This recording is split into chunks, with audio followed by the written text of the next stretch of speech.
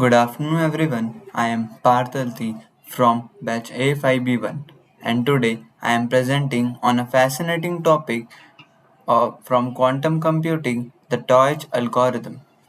This was the first algorithm to prove that quantum computers can solve certain problems faster than classical ones, a major milestone in quantum computing.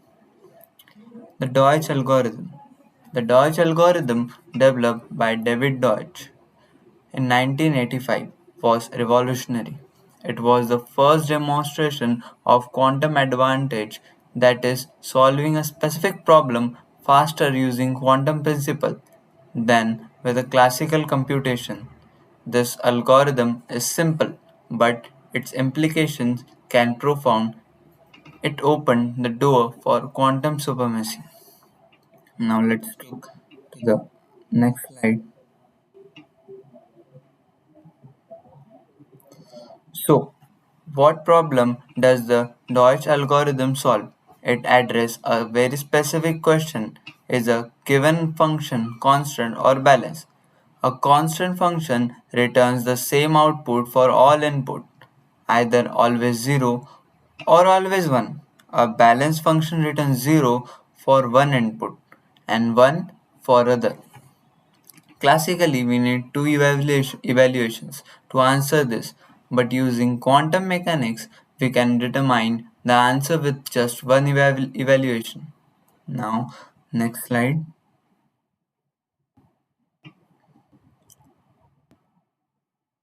Okay.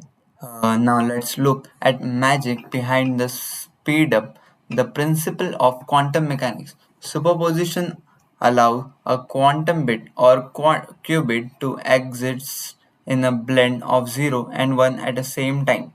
Interface help amplify the correct answers and cancel the wrong ones through wave-like behaviors.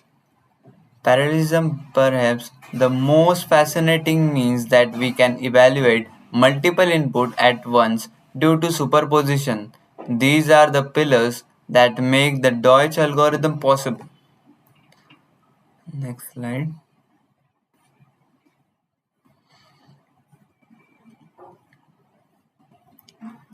Okay.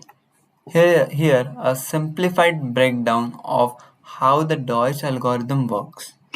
Initialization. We start with two qubits in a defined state of 1, 0 and 1. Hadamard transformation. This gate puts the qubits into a superposition, allowing parallel computation. Oracle application. This is a black box function which applies the function in superposition. Measurement. After interference, we measure the qubits to find out whether the function is constant or balanced with just one call to Oracle. Okay, let's look at the next slide.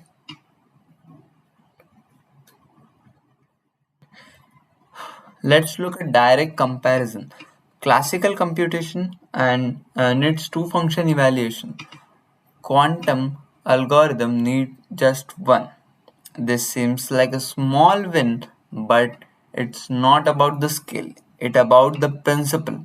It proves that quantum computers can fundamentally more efficient.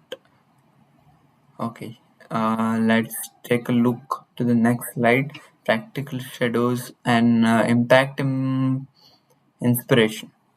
While Deutsch algorithm isn't used in real-world application, it's a fundamental building block.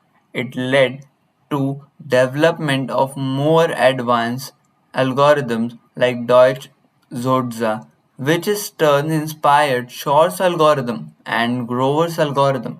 It also influenced the hardware development, pushing scientists to build mechanics capable of running such algorithms.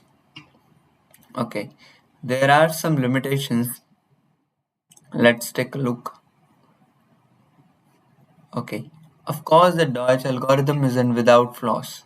It applies only to specific type of binary function. It's highly sensitive to decoherence, a common issue in quantum system where noise affects results. And finally, it remains mostly theoretical with no direct practical application yet. But this limitation don't diminish its importance. Instead, they guide current research. Okay, so this is the last slide of my presentation, and it's a conclusion of overall presentation on the Deutsch algorithm.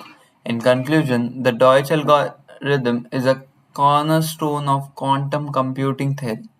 It fundamentally changed our understanding of computational complexity and quantum capabilities.